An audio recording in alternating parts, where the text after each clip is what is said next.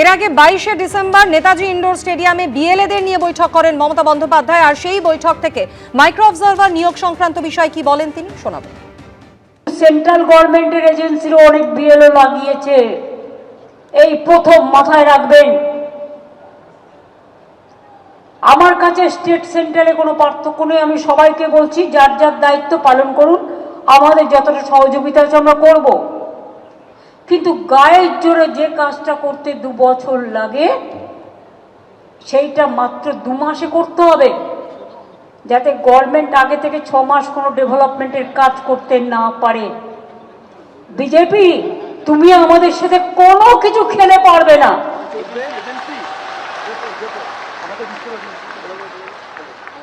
সব এজেন্সিকে তোমার দালাল বানিয়েছো। এই বিএলওদের বেশিরভাগ শিক্ষক, কিছুদিন বাদে আবার মাধ্যমিক পরীক্ষা আছে, তাছাড়া ছেড়ে দিন। আমি শুনেছি সেন্ট্রাল গভর্নমেন্টের অনেককে অ্যাপয়েন্টমেন্ট করা হয়েছে। প্রত্যেকের আগে খবর রাখুন তো, সেন্ট্রাল গভর্নমেন্টের কাকে কাকে অ্যাপয়েন্টমেন্ট করা হয়েছে, তারা কোন ডিপার্টমেন্টে কাজ করে, কোথায় থাকে, আমার ডিটেলসটা চাই। আমি তাদের সহযোগিতা করবো, কিন্তু আমার ডিটেলস চাই।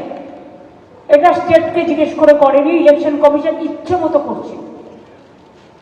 স্টেটের অফিসারদের অবজারভার করছে স্টেটকে না জানিয়ে। আবার মাইক্রো অবজারভার কারা? না তো বিজেপির দালাল দিল্লির লোকেরা। সেগুলো না বোঝে বাংলা, না বোঝে মথুয়া, না বোঝে রাজবংশী, না বোঝে কামতাপুরি, না বোঝে লেপচা, না বোঝে নেপালি। সেগুলো কি করবে? খাবে না খই ছড়াবে? কোনটা করবে জিজ্ঞেস করুন। তারা নাকি হিয়ারিং করবে, হিয়ারিং না হলে ইয়ারিং দিয়ে দিন একটা করে। এদিকে এসআইআর নিয়ে আগামী শুক্রবার অর্থাৎ 26শে ডিসেম্বর বিকেলে ভার্চুয়াল বৈঠকের ডাক দিয়েছেন অভিষেক বন্দ্যোপাধ্যায়। এর আগেও এসআইআর নিয়ে দলের নেতাদের সঙ্গে ভার্চুয়াল বৈঠক করেন তিনি। আগামী শুক্রবারের বৈঠকে যোগ দেবেন দলের 5000-এরও বেশি নেতা। রাজ্য জুড়ে দলের সাংসদ, বিধায়ক, পুর ও পঞ্চায়েতের প্রতিনিধিরা থাকবেন এই বৈঠকে। এর আগে কলকাতা লাগোয়া জেলাগুলির বিএলএদের সঙ্গে বৈঠক করেছিলেন মমতা বন্দ্যোপাধ্যায়। আর আগামী শুক্রবার অর্থাৎ 26শে ডিসেম্বর ভার্চুয়াল বৈঠক করবেন অভিষেক বন্দ্যোপাধ্যায়। এসআইআর আবহে এবার তথ্য যাচাই করতে গিয়ে ভোটারদের বিক্ষোভের মুখে বিএলওরা। পাঁশকুড়ার চৈতন্যপুর 2 নম্বর গ্রাম পঞ্চায়েতের বিজয়রাম চক স্কুলে বিক্ষোভের ছবি। ভোটার কার্ডে আছে এবং পুরনো ওল্ড এপিক নাম্বারটা কেন আমাকে আছে? দেখো ঠিক আছে, করো আমি কি আছে মুশকিল জায়গা না আমার অফিসে, তার নাম শেখ সাইদুল ইসলাম 25-এ, কিন্তু 2002-এর লিস্ট যখন মেলাতে যাচ্ছি সেখানে শেখ সাইদুল, এটা আমরা মেলাইনি, সিস্টেম মিলিয়েছে। সেখানে নির্বাচন কমিশন থেকে বলা হচ্ছে যে শেখ সাইদুল এবং শেখ সাইদুল ইসলাম কি একই ব্যক্তি, এটা একবার যাচাই করে নিতে যাচ্ছি। এনার দাবিটা হচ্ছে কি, আমাদের এই তারিখের মধ্যে এই ডকুমেন্টগুলো সাবমিট করতে হবে। না জানিয়ে আপনি হঠাৎ করে ফোন করছেন, মঙ্গলবার আমি 12টার সময় এই কাজটা করবো, আপনারা আপনাদের উপযুক্ত প্রমাণপত্র নিয়ে এসে হাজির হবেন।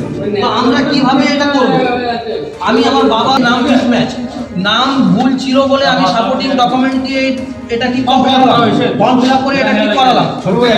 আমার নতুন ভোটার কার্ডে আছে এবং পুরনো ওল্ড এপিক নাম্বারটা কেন আমাকে আছে?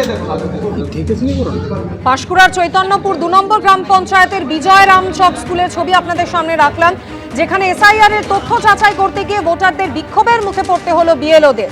ভোটারদের একাধিক অভিযোগ, তারা বলছেন ফর্ম ফিল আপের সময় সমস্ত নথি জমা দেওয়া হয়েছে, তাও কেন নথি যাচাইয়ের জন্য ফের ডেকে হয়রানি করা হচ্ছে, এই প্রশ্ন তুলে বিক্ষোভ দেখান স্থানীয় ভোটাররা।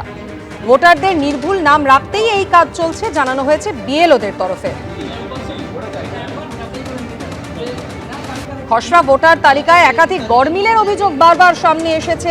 তা নিয়ে রাজনৈতিক চর্চা যেমন চলেছে, মুখ্য নির্বাচনী আধিকারিক তিনি বলেছেন যে এই ক্ষেত্রে বিএলওদের বিরুদ্ধে কড়া ব্যবস্থা নেওয়া হবে। আর এরই মধ্যে বিএলওদের বিক্ষোভের মুখে পড়তে হলো পাঁশকুড়ার চৈতন্যপুর 2 নম্বর গ্রাম পঞ্চায়েতে।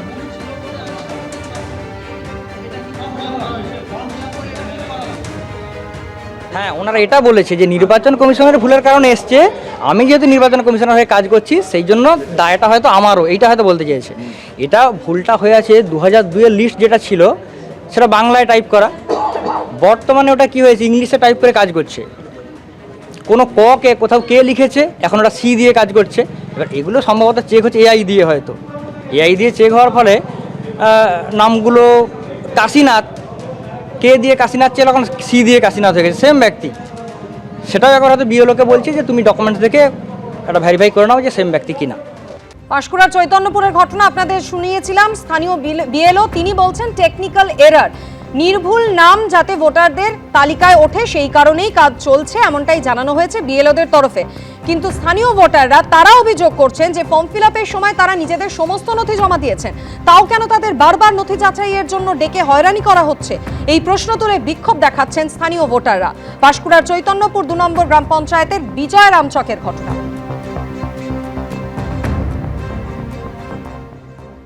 যে আপনার নাম জামালউদ্দিন আলী মল্লিকটা ঠিক কি জামাল মল্লিকটা ঠিক, কিন্তু কথা হচ্ছে যে আমাকে যখন কারেকশন করে সেখানে নির্বাচন কমিশন আবার ঠিক করে দিয়েছে, সে পর্যায়ে আবার এখানে ডাকার কোনো প্রমাণপত্র দেওয়ার জন্য কোনো দরকার বলে মনে করি না আমি। কেন আমার তো এটা তো কার্ড তো সব ঠিক হয়েছে, আমি ছুটে গিয়ে ওখানে তো সব করেছি। এরপরে আমাকে ডাকা হচ্ছে বারবার, যে এখন আজকেও ডাকা হলো, বা আমার মতো আরও একজন ভাই আছে ওনাকেও ডাকা হয়েছে, ওই একই প্রবলেম। যখন নাম কারেকশন করে আমার সেখান থেকে সেখানে নতুন ভোটার কার্ডটা আবার দিয়ে দিয়েছে, তা সত্ত্বেও আবার ডাকা আছে আপনার নাম কোনটা, জামালউদ্দিন মল্লিক না জামালউদ্দিন আলী মল্লিক।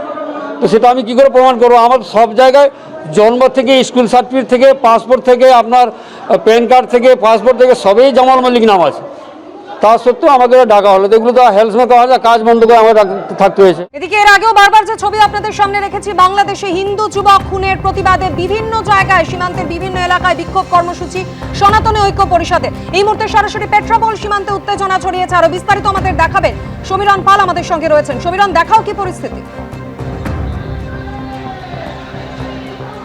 মাধুরী, জয়ন্তীপুর বাজার থেকে যশোর রোড ধরে সনাতনী ঐক্য পরিষদের মিছিল তারা এই মুহূর্তে এসে পৌঁছেছে পেট্রাপোল সীমান্তে, একেবারে জিরো পয়েন্টের খুব কাছে। সেখানে যাতে কোনো ধরনের অপ্রীতিকর ঘটনা না ঘটে সেই কারণে প্রচুর বিএসএফ জওয়ানদের মজুদ রাখা আছে। ক্যামেরাম্যান দিব্যেন্দুকে দেখাতে বলবো যে বিএসএফ এর পক্ষ থেকে কড়া প্রহারের ব্যবস্থা করা হয়েছে ঠিক সামনেই জিরো পয়েন্ট, যাতে জিরো পয়েন্টে কোনো রকমভাবে অপ্রীতিকর ঘটনা না ঘটে সেই কারণে একেবারে ব্যারিকেড দিয়ে আটকে দেওয়া হয়েছে।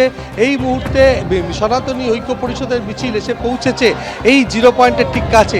পুলিশের পক্ষ থেকে ব্যারিকেড করে দেওয়া হয়েছে। জয়ন্তীপুর বাজার থেকে বাংলাদেশে হিন্দুদের ওপর অত্যাচার হচ্ছে, ময়মনসিংহতে দীপুচাঁদ দাসকে নৃশংসভাবে খুন করা হয়েছে, তার প্রতিবাদে আজকে এই মিছিল, এবং সেই মিছিল করে তারা এই মুহূর্তে পেট্রাপোল সীমান্তে এসে পৌঁছেছে। এবং বিএসএফ এর দিব্যদু ছবিটা দেখাচ্ছে যে বিএসএফ এর তরফ থেকে তাদেরকে আটকানোর চেষ্টা হচ্ছে, গার্ডলাল দিয়ে দেওয়া হয়েছে এবং তারা বিক্ষোভ দেখাচ্ছে। কথা বলে নেব বিক্ষোভকারীদের সঙ্গে। আজকে আপনারা কি জন্য এখানে এসেছেন? ইউনেস্কোকে ধ্বংস করার জন্য এসেছি। বাংলাদেশে হিন্দুদের অত্যাচার প্রতিবাদে আজকে হিন্দু এক হয়েছে, হিন্দুরা জেগেছে, আজকে হিন্দুদের প্রতিবাদ। আমরা দেখতে পাচ্ছি এই মুহূর্তে যে ব্যারিকেড ভাঙার চেষ্টা করছেন বিক্ষোভকারীরা এবং বিএসএফ এর পক্ষ থেকে সামাল দেওয়ার চেষ্টা হচ্ছে। এই যে সীমান্ত, একেবারে ভারতের সর্ববৃহৎ স্থলবন্দর পেট্রাপোল সীমান্ত, এবং সেই পেট্রাপোল সীমান্তে এই মুহূর্তে একটা উত্তেজনার পরিস্থিতি তৈরি হয়েছে। যারা বিক্ষোভকারী তারা ব্যারিকেড ভাঙার চেষ্টা করছে, পেট্রাপোল থানার পুলিশ রয়েছে।